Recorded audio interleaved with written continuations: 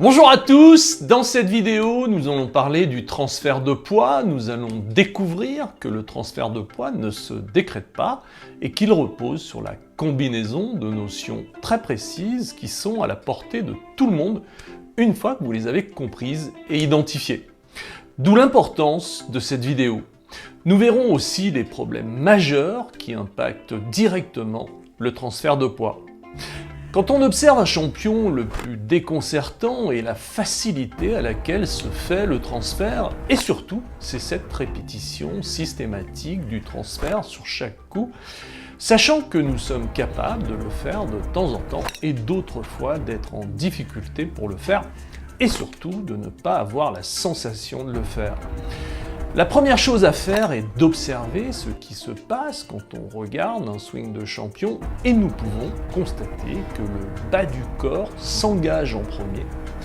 En réalité, ce sont les hanches qui sont motrices dans la descente, de façon à créer un décalage des hanches avec le buste. Ce travail des hanches se retrouve dans tous les sports de lancer. La motricité des hanches dans la descente est le premier étage de la fusée dans le transfert. Vous devez absolument contrôler si vous avez une action des hanches dans la descente, et si ce n'est pas le cas, vous devez mettre en place une stratégie pour développer votre décalage des hanches dans la descente. Pour les enfants, il est plus ou moins intuitif quand on observe des gamins sur un practice qui démarrent le golf, ils finissent tous par avoir ce décalage des hanches dans la descente. Malheureusement, ce n'est pas le cas pour les adultes. Mécaniquement, le bas du corps s'engage en premier car il est plus lent que le haut du corps. Bien sûr, dans tous les différents sports de lancer, nous retrouvons le décalage des hanches. Lancer de poids, lancer de disque, javelot.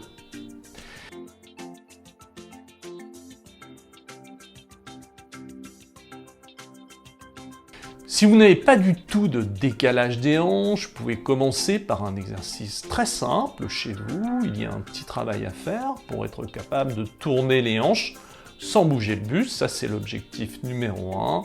Je vous conseille de le faire devant une glace pour contrôler si vous le faites bien.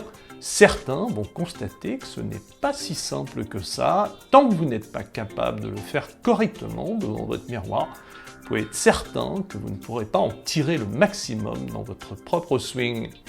La mise en place du décalage dépend en priorité de la qualité de votre décalage devant votre miroir. Il est préférable de revenir régulièrement devant pendant quelques semaines pour vous assurer de la qualité de votre décalage des hanches, pour être certain de le mettre en place dans les plus brefs délais. Ensuite, vous devez identifier que c'est la hanche gauche, pour les droitiers, qui tire la droite et pas l'inverse.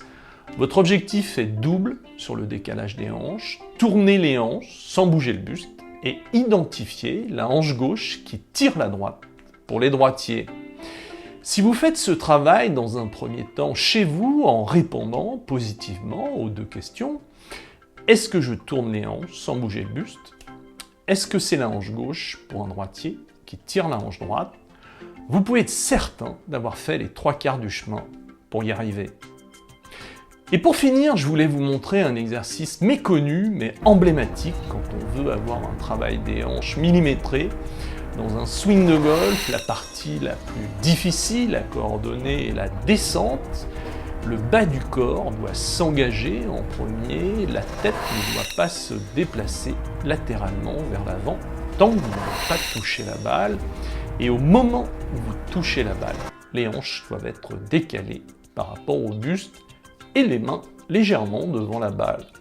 Nous sommes là sur le scénario idéal de la descente. Une fois que votre décalage des hanches commence à se mettre en place, l'exercice du face au mur est magique pour la coordination de la descente dans le swing de golf. Il se pratique sans balle, un mur suffit. J'ai fait cette prise de vue avec un mur dans un club de tennis près de chez moi. Il vous faut un paillasson rectangulaire. J'ai acheté le mien dans un magasin de bricolage, 5 €. Et j'ai fait un trou avec un cutter à 10 cm d'un grand côté et à 10-15 cm d'un petit côté pour mettre un tee en caoutchouc de practice. Vous prenez un fer moyen, 6, 7 ou 8 pour commencer. Ensuite, un hybride, mais par la suite, vous pouvez utiliser tous les clubs du sac jusqu'au driver. Vous allez faire des swings en vous collant contre le mur et en touchant le tee durant l'exécution du mouvement qui est en retrait du mur. Vous positionnez votre paillasson par le grand côté contre le mur en plaçant le tee le plus près possible du mur. Placez le paillasson de façon à avoir la partie la plus large du paillasson avant de toucher le tee. En réalité, comment ça marche et pourquoi ça marche?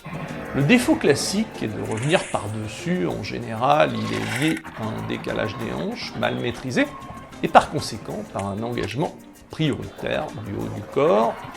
La correction passe par le développement du décalage des hanches que vous avez fait dans un premier temps, et le travail du décalage à la maison est parfait pour ça, et par la contrainte du face au mur qui vous empêche de revenir par-dessus. Et c'est ces actions conjointes qui modifient le mouvement. L'intérêt de ce plan d'action est qu'il prend en compte ce qui vous manque, en réalité le décalage des hanches, et qu'il vous oblige à modifier votre trajet du club. Le face au mur a un effet direct sur le comportement de la tête. En général, la majorité d'entre vous déplace la tête latéralement dans la descente avant de toucher la balle, ce qui entraîne un toucher de balle aléatoire. La majorité d'entre vous ont essayé de stabiliser la tête en estimant que votre mouvement de tête était la raison majeure de vos difficultés. Les joueurs qui sont confrontés à ce problème est uniquement lié au fait que votre haut du corps s'engage en premier et que vous revenez par-dessus.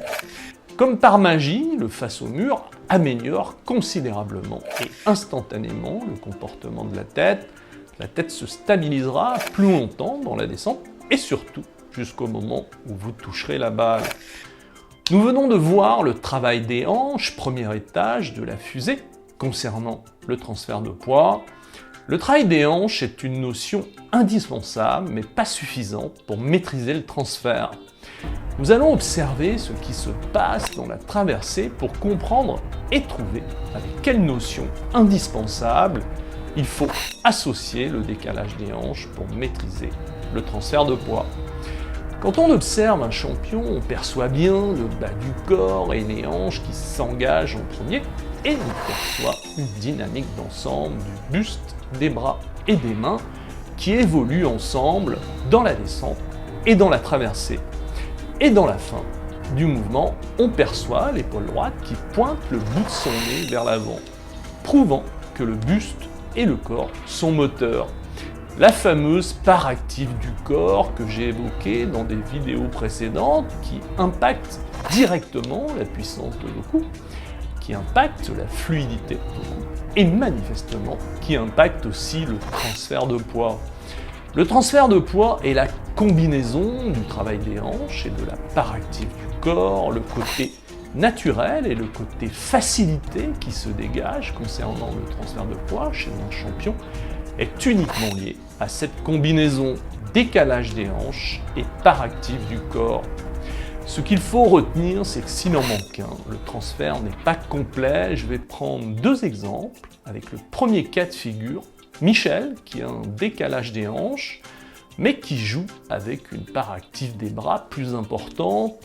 Michel constate avant tout son manque de longueur, mais nous pouvons constater que son transfert n'est jamais complet malgré son bon travail des hanches, simplement car sa part active des bras est importante dans sa motricité.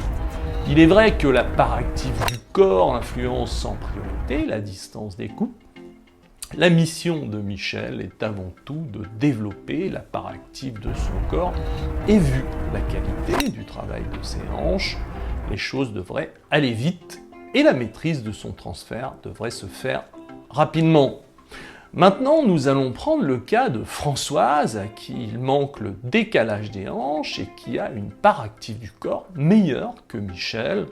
Dans le début de sa descente, le bas du corps ne part pas du tout, ce qui fait que Françoise reste le poids sur la jambe arrière au moment du contact de la balle, sa motricité du corps et du buste en particulier dans sa traversée lui permet de faire un transfert trop tard.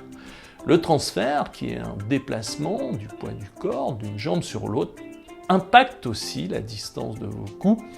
La mission de Françoise est de développer le travail de ses hanches, le travail de décalage à la maison, couplé au face au mur est un très bon programme et permettra à Françoise de mettre en place un bon transfert rapidement, sachant que la part active de son corps est correcte.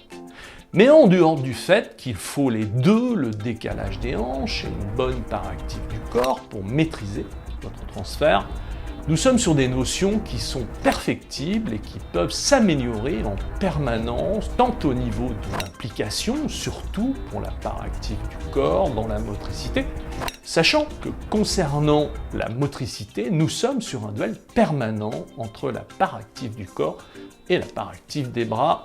Et bien sûr, quand on ne fait rien, ce sont les bras qui prennent le dessus, d'où l'importance de travailler en permanence la part active de son corps. Et concernant le décalage des hanches, et une fois qu'il est en place, la coordination du bas du corps et du décalage des hanches reste un défi permanent tout au long de votre carrière de joueur ou de joueuse.